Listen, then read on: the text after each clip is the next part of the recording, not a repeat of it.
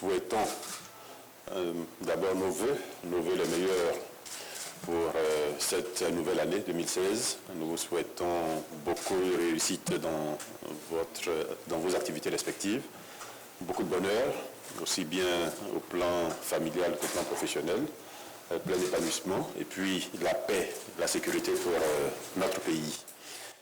Un conseil de ministres vient de s'achever, présidé comme à l'accoutumée par le chef de l'État, le président Alassane Ouattara. Ce conseil avait en réalité un seul point à son ordre du jour, c'est la prise de contact entre les membres du gouvernement. Comme vous le savez, ces membres ont été désignés hier même et aujourd'hui c'était la prise de contact entre eux, premièrement.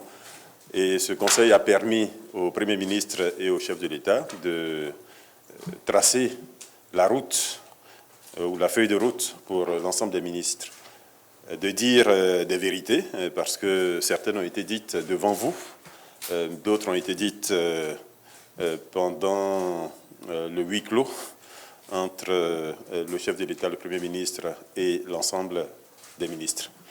Ce qu'il convient de relever, c'est que tout sera mis en œuvre pour accélérer la marche de notre pays au cours des prochaines années, et en particulier au cours de cette année 2016. Les priorités affichées, vous les connaissez, c'est premièrement le renforcement des institutions, c'est l'accélération de l'économie et faire en sorte qu'elle soit plus inclusive au niveau notamment de la redistribution de la croissance qui est créée, des fruits, de la redistribution des fruits de la croissance qui est créée.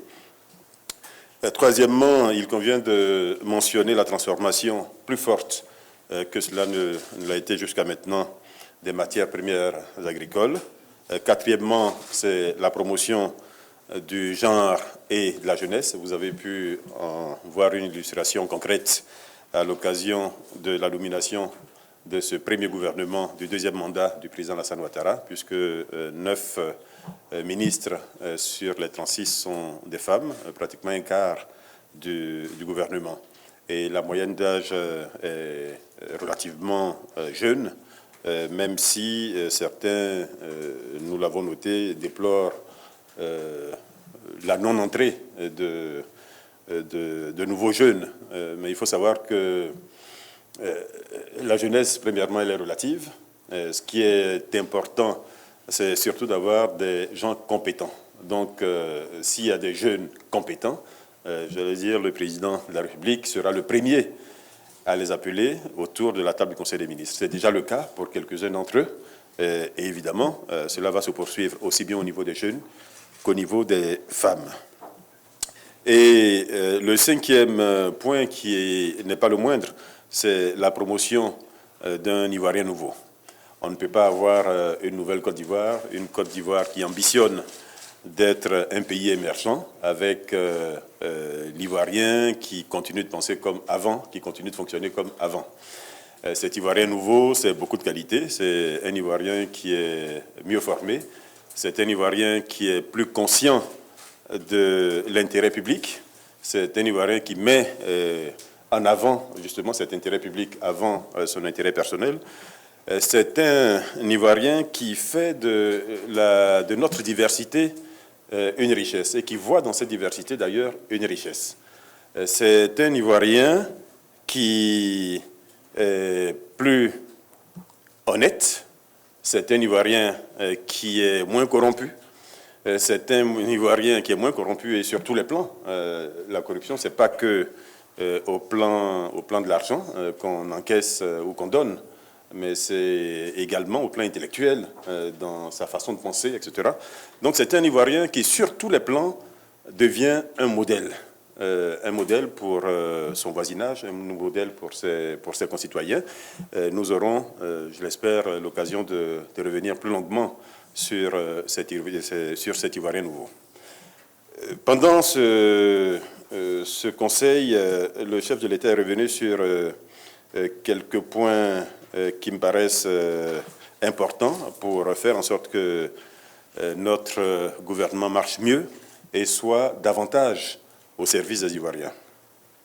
C'est premièrement faire en sorte que l'action gouvernementale soit plus efficace.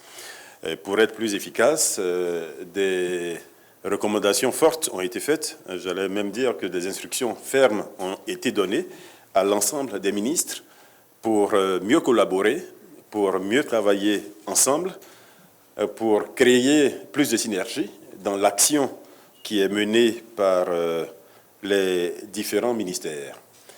Le chef de l'État est revenu longuement sur les critères de compétence qui ont prévalu dans la désignation des membres du gouvernement. Ce n'est pas un gouvernement au rabais, il n'est pas allé chercher des personnes pour faire plaisir uniquement aux gens, à ceux qui critiquent, à ceux qui observent et qui critiquent, mais il a appelé autour de lui des gens qui sont suffisamment compétents pour aller le plus rapidement possible aux résultats qu'il souhaite pour les Ivoiriens. C'est l'un des points, je pense qu'il convenait de mentionner. Il est également revenu sur un aspect qui, notamment, qui est celui de la continuité du gouvernement, hein, parce que cela a été relevé à plusieurs reprises. Le chef de l'État souhaitait une continuité dans l'action du gouvernement. Là aussi, cela participe évidemment de l'efficacité qui est recherchée, mais j'allais dire ça tombe sous le bon sens. Beaucoup de projets sont entrepris, ont été lancés pendant ce premier mandat, qu'il convient de poursuivre de la meilleure façon, qu'il convient d'accélérer même dans l'intérêt des Ivoiriens, et évidemment une cassure aurait retardé la mise en œuvre de ces projets-là. Donc l'idée, c'est vraiment faire en sorte que ce qui est promis aux Ivoiriens leur soit donné le plus rapidement possible, avec une équipe qui est là, qui connaît le dossier, qui y a travaillé et qui peut rapidement embrayer sur ce qui a déjà été fait au cours du premier mandat. Il a également insisté sur une chose très importante, c'est la lutte contre la corruption. Et à ce niveau, il convient d'insister sur le fait que cette lutte contre la corruption va être renforcée cette année 2016, mais au cours des prochaines années jusqu'en 2020. Le chef de l'État a décidé d'en faire une priorité.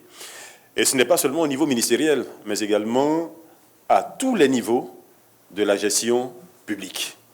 Du planton aux ministres, dans les ministères, dans les cabinets ministériels, et partout où une personne est au service de la communauté et est rétribuée, par exemple, par des ressources publiques.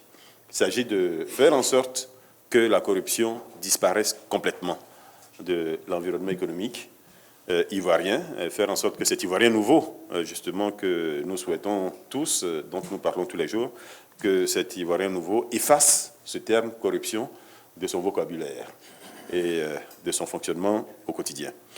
Voilà, j'espère n'avoir pas oublié grand-chose des échanges qui ont eu lieu. Évidemment, d'autres points ont été évoqués qu'il n'est pas utile ici de reprendre parce qu'ils concernent directement les ministres eux-mêmes. Voilà, Madame l'adjointe, je suppose avoir dit l'essentiel de ce qui a été échangé ce matin au Conseil des ministres. Et